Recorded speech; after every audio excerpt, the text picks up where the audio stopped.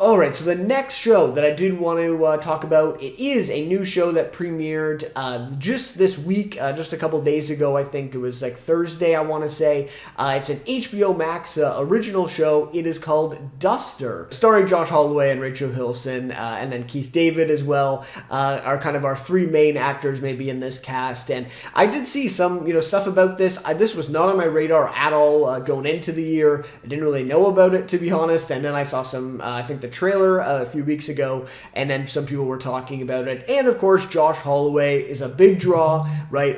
Probably the most famous from Lost. But I know him from Colony. I haven't seen the whole show, but I did do a review for the pilot episode here on the channel.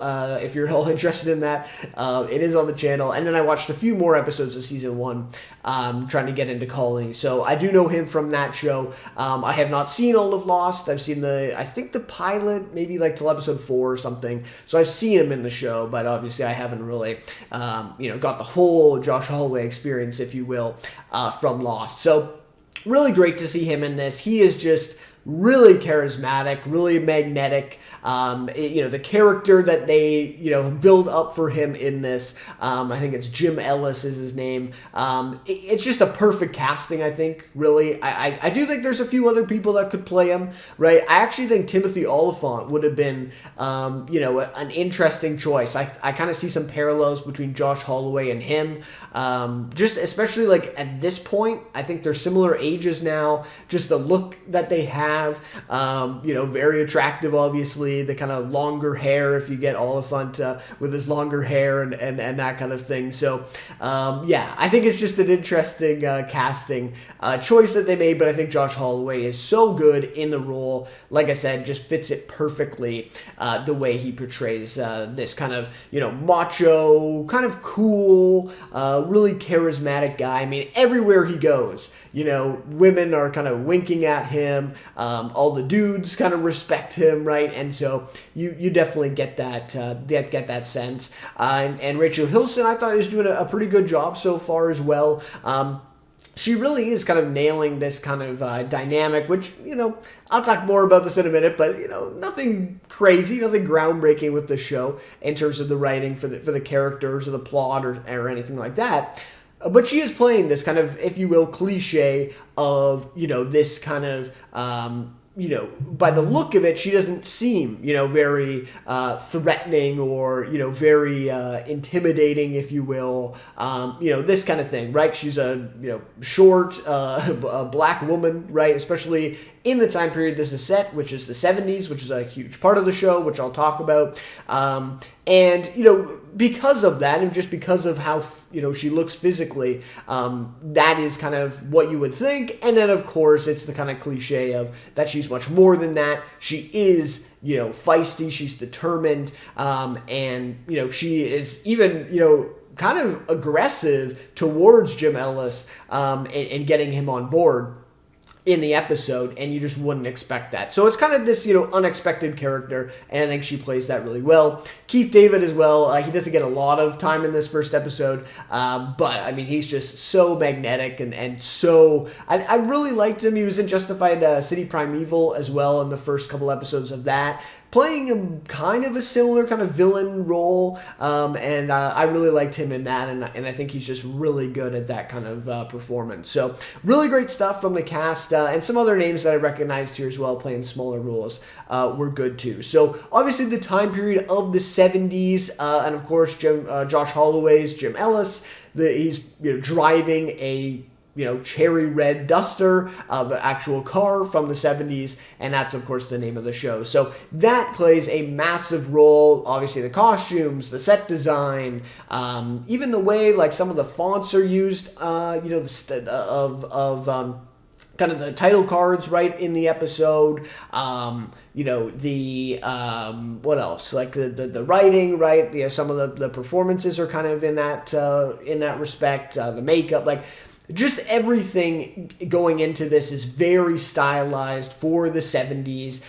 Of course, the score, the soundtrack as well, playing some, hits from the 70s, and we're getting some, where Josh Holloway turns on the radio, and of course we hear the song that we all know. It's a 70s hit that he's listening to on the radio. So stuff like this, just really encompassing, that 70s vibe, and it works really well. It works really well, I think.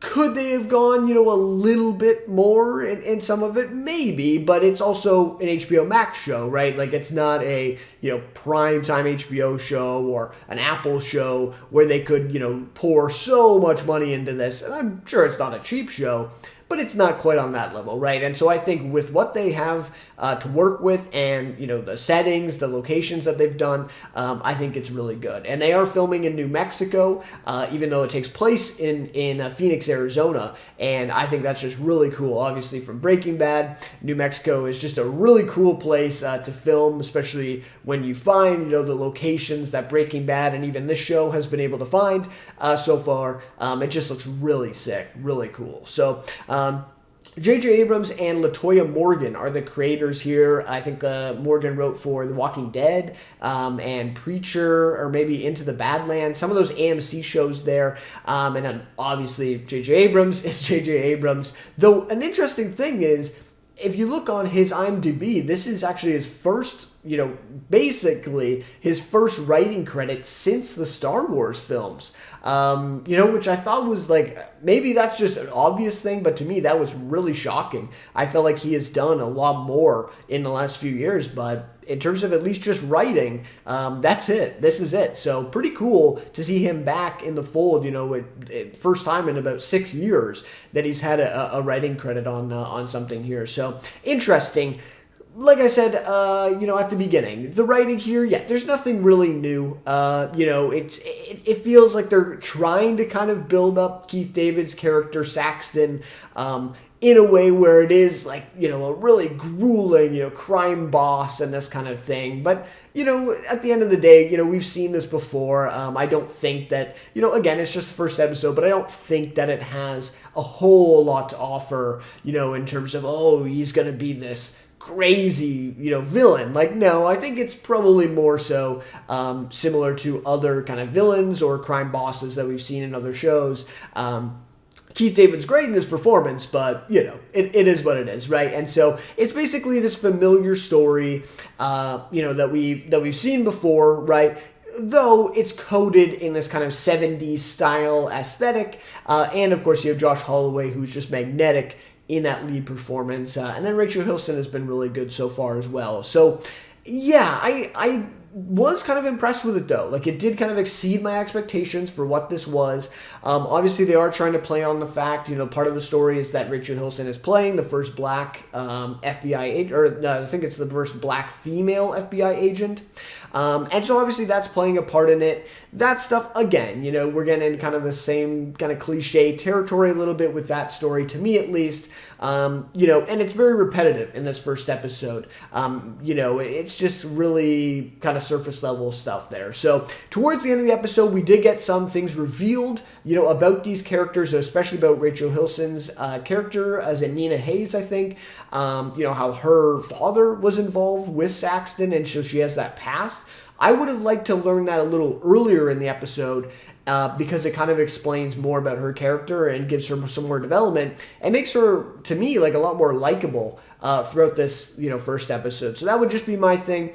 And also the last thing I'll say about the show is I do wonder if this may have just been a better binge type of show rather than something, on HBO Max, where we're releasing week by week. I think, especially the way this first episode ends and just the way that it's set up, and especially with the writing, right, the style of this writing not being necessarily anything new, to me, I think, and it's not like the deepest show either, this would be a perfect way, to have a show, all 8 episodes at once and binge, this show and really get into it, really get kind of addicted into this story about Saxon. It's this kind of thriller, right? And so you really want to learn more. You want to watch the next episode. You want to get the next detail rather than something where it's deep, you want to think about it, you want to, appreciate it and wait, days before that next episode and really discuss with people. So, yeah, I just wonder if maybe it will be better regarded maybe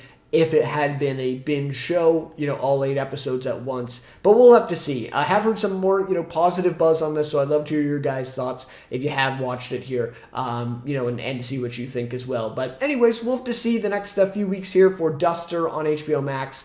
Should be an interesting one. Like I said, exceeded my expectations. I will definitely be checking out probably another episode of the series here. So yeah, we'll have to see. We'll have to see how it turns out.